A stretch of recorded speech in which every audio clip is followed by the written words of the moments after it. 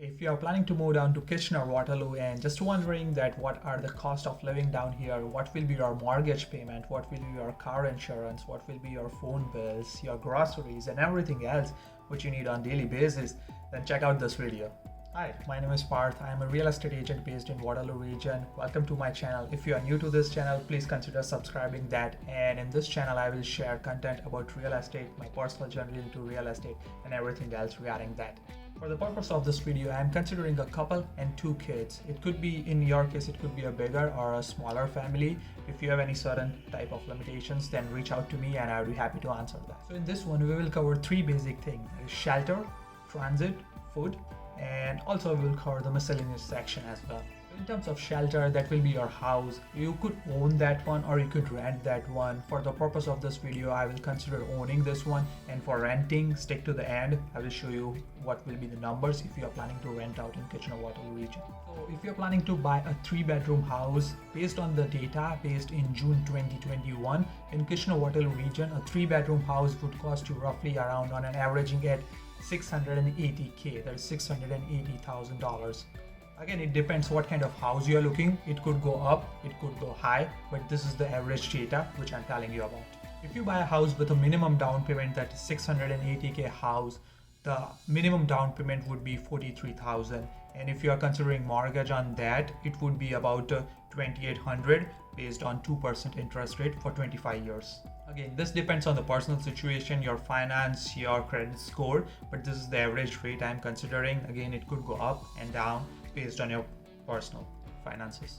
I will share a website in the description where you can put down your numbers and see that what the mortgage rate for you in terms of what price range you are looking at for houses.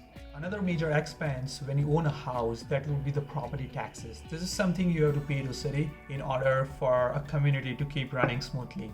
This is something range, it depends on the house, basically what kind of house you are getting and what area you are in, but on an average it depends. For this kind of house it would be about $3,300 annually. So if you break down on monthly basis, it would be about $275 a month for property taxes. Again, as I said, it depends on the neighborhood. If it's a developing neighborhood, it might cost you more. If it's already developed, again it's same thing, it might cost you more to run that facilities as well. This is something you can check with your realtor before buying a home, but again, that shouldn't be a deal breaker because everything you are planning to buy in that range would be fall between a $500 mark range. The next one would be your property insurance. If you own a house in Canada, you need to get a property insurance, that is your house insurance. It could range anywhere starting from $100 to upward what you are covering, what your liabilities, what deduction you are having in that one. But you can check out with your, if you are having a car, you can check out with your car insurance provider. Usually people over here club that with your car insurance, so you can get a better deal with that. The other point is that if you're buying a condo rather than a house, a detached house, then your property insurance will be much more lower because the condo cost will cover some of your outer exterior property insurance thing in that as well. The other factor would be how old your house is. If you are planning to buy an older house, the property insurance might be go higher based on the mechanical and electrical system in that house. The next would be the utility bills. Over here in Canada, there are 3 major utility bills. The one would be the hydro, that is your electricity. The next would be the gas to keep your furnaces running, that is heating and cooling stuff. And the other would be the water. In Canada, you also have to pay for water which you are consuming and also whichever you are wasting. The first one, the hydro bill, that is the electricity bill. Considering a 3-bedroom house, it could cost anywhere between $70 to $80. Again, depends on your personal situation. If you are, because of COVID, if you are planning to stay much more at a home and using all the consumption as electricity, then it could go higher as well. The next one is the water. As I mentioned that in Canada, you also have to pay whatever the water you are using and also whatever the wastage, the disposal you are doing to the water. It could range anywhere in between $80 to $100. Again, check with your local realtor. He would be able to help you out and guide you what would be the local water bill in your region.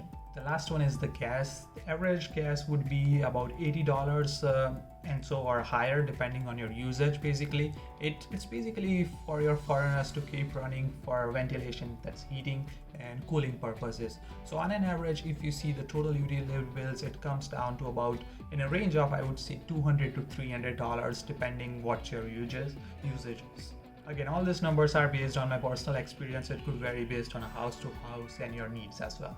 Again, the next one related to house would be the Wi-Fi. It could range anywhere in between $50 to $100 depending on your usage and what kind of speed you are getting. Again, this is the home internet. So basically for your laptop, computer, smart TVs and smart devices. It's not your phone internet or thing like that. And check the local provider. It could range anywhere between $50 to $100. Usually cost about $75 for 75 Mbps, and try to check around in Christmas and Black Friday deals. You can get much more cheaper in that time as well. In Kitchener, we have a GRT and a LRT, that is Grand River Transit and Light Rail Transit. You can use the monthly pass, that is $90 for adults, and you can use both the GRT and LRT, that is a mixture of bus and a train sort of system. And for that $90, it will cover your Kitchener, Waterloo, Cambridge and surrounding neighborhood as well. And if you're someone who's planning to buy a car, it would be cost you your monthly car payment, your car insurance and gas and maintenance, of course. Car payment depends what kind of car you are getting. It could vary so much, so I'm not covering that one. You can go online, check what type of car you want to buy, and you can see what their payment terms are, and you can figure out what will be the monthly cost based on your car and your needs. The next one would be the insurance when you are getting a car. This depends on what kind of license you have. In Ontario, you have G2 and G license. So G is superior compared to G2. So if you have G license, you will have a little lesser insurance compared to G2. And it also depends which region you are in. So basically in Kitchener Waterloo is considered one region, but if you are planning to move down to GT or somewhere like that, the car insurance would be much more higher. On an average, I am paying $200 for my car insurance in Kitchener Waterloo region, and same thing if I was in GT, I could be paying $400 to $500. I have one of my friend who is paying $500+ for his car insurance, and he's in GT. The next one is the gas, and if you're someone who's coming down from India, it is the petrol what we use down there, and you will find it's significantly cheaper compared to your living expenses and things over here.